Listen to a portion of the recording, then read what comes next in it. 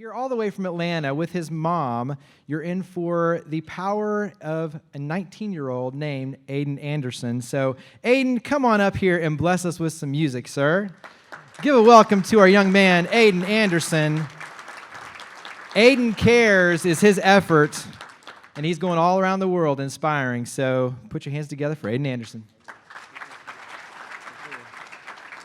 Party people, what's up? It blows my mind how early people get up for a free meal. You know, it's inspiring, really. I love it. It's too late to go to the bathroom, but that's okay. I have my jokes written on my hand. You know, I'm not that clever. I want to thank Mr. Jeremy for not only having me, but for creating something this special, where he puts a room full of difference makers, and it's rare, and it's special, and it matters. I'm from Atlanta, and we don't really have intimate things like this, things where everyone in this room actually wants to be there, wants to be here, and that's just really beautiful to see. So I want to highlight y'all for being a part of something like that. It's truly beautiful, and thank you for facilitating that. I want to thank the team, and I want to thank you guys for taking these cards from me. It's a photo from pre-puberty, so I'm which there's not a whole lot more humbling than seeing that, you know, on my way up to a stage. It's like, oh yeah, good times. I remember that.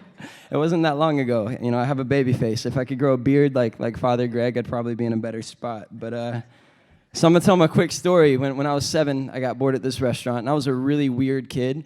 I carried a harmonica with me everywhere I went. I don't know why. I just had one, and I wore like a Bear Bryant fedora. Roll Tide. I'm kidding. That's a joke. I just figured I want to see if I could say that without getting beaten up. Wore a Bear Bryant fedora. It got warm. I started playing harmonica, so I took my hat off outside of these restrooms at this restaurant, and people started putting money in my hat. Not because I was good. I was actually quite terrible. It sounded like a cat in agony. Like, it just did not sound good what I was playing with my harmonica. And I ended up with $80, though.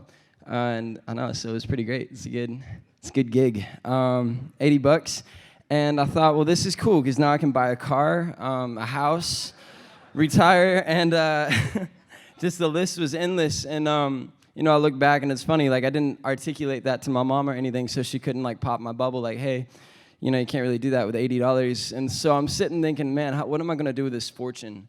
Right? This $80 fortune. And I figured my mom, who's here, what's up, Mama? I love you. How you doing?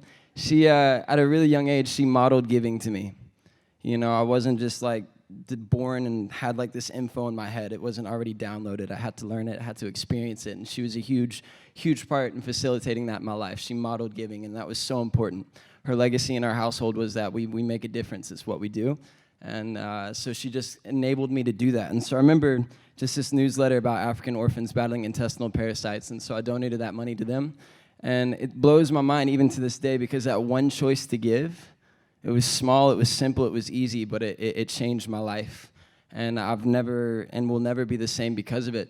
So I realized that I wanted to make a difference with whatever I had, whatever tools I was given, and so I set out to teach my generation to give. We started this awareness initiative called Aidan Cares. I didn't name it. I would never be that narcissistic. Started this awareness initiative to teach my generation to give, but what I saw was that people, all generations, all ages, were dying inside because they had not found ways that they can get outside of themselves. They had not found outlets to serve or to authentically walk out their passion, and it was devastating to see. And so now my heart is to teach people to figure out how to find what they love, how to pursue it, but also, above all, to use that to make a difference. Because frankly, y'all, if you give out of what you love, it's not a struggle, it's not an inconvenience, it's a lifestyle, because you're incorporating who you are with why you do what you do. And it's beautiful. It should never be rare. Contributing is why we were created. Making a difference is why we're here. And so it should never be rare. And you know, I want to share this story. The tagline is healing the generational divide through service. And service is cool because it's not political. It's truly a one-size-fits-all system. It's just about love. It's just about humanity. And I say generational divide because it's not just my generation. Yeah, the kids coming up, you know, we need to know things. You know, we're ignorant to a lot, and we need exposure. I'm so grateful to have a mom that modeled giving, but your legacy is so important. One time, I worked at a B&B one summer, something about my mom wanting me to have a work ethic or whatever. I'm not really sure what that was about, you know, a little bit overrated if I'm being honest, that work ethic thing. worked at a B&B, and I'll never forget this conversation between grandparents talking. They're talking about how they were really mad at their grandkids because of how self-absorbed and spoiled they were. So they went on this rant, and part of me was like, yeah, stick it to them. You tell them. They're like, yeah, we're not going to get them this for Christmas because, frankly, I don't like them very much. And that's what one guy said. I was like, all right, fair enough. I get that. But how devastating is it that they're highlighting an issue without doing anything about it? That blows my mind. And so I love seeing people like Father Greg who can ride out in the sunset and play golf, but instead is fighting for a legacy of love because they know the people coming up behind them need their wisdom that needs to be passed on. And so I just want to encourage all the people in this room who are fighting for their legacy, who fully know what it is and intend to pass it on and make sure it doesn't end with them and continues on, because that's beautiful. So I'm gonna play a quick song and then bounce. And but I'm just really, really grateful to be here. This is a blessing, and I love this room.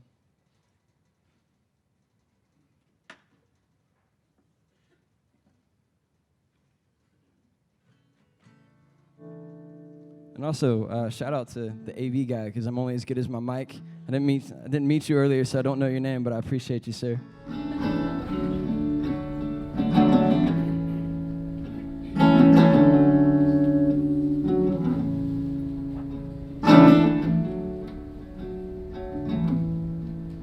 Are you hurting and broken within, overwhelmed by the weight of your sin? Jesus is calling.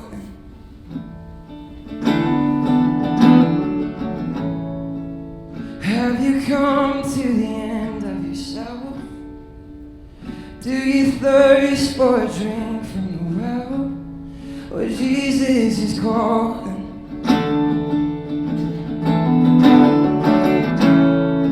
And take your sorrow and trade it for joy. 'Cause from the ashes a new life is born, and Jesus is calling.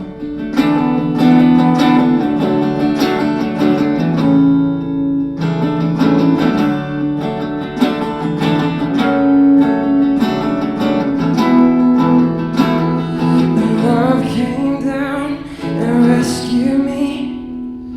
Love came down and set me free. I am yours, I am forever yours.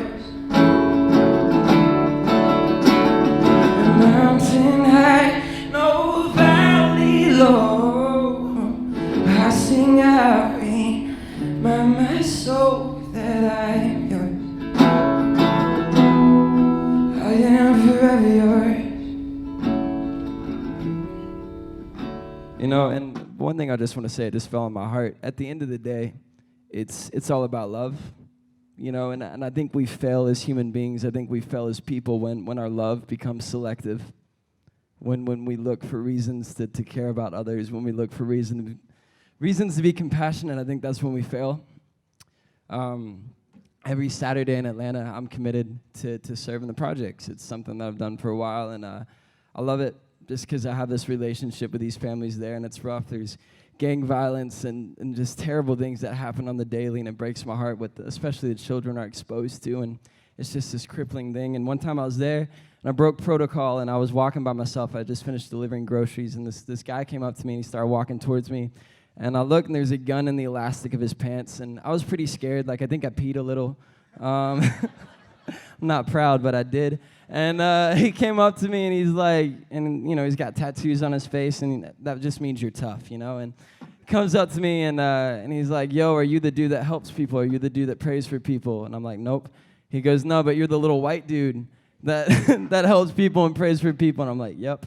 And so we prayed, and I'm like trying to position myself to not line up with a gun because I'm shook. It's scary. And put my arm around him, and we prayed, and I helped him out and brought groceries to his house. And he said something that will haunt me in the best way. And he said that if you knew me, if you really knew me, you wouldn't be loving on me. He's like, you wouldn't be supporting me. And it breaks my heart because it's not my job to figure him out, to help him. That's not our job as people to figure someone out. It's just our job to love first. It's so much easier, and you'll be so much happier. So I just want to leave y'all with that today.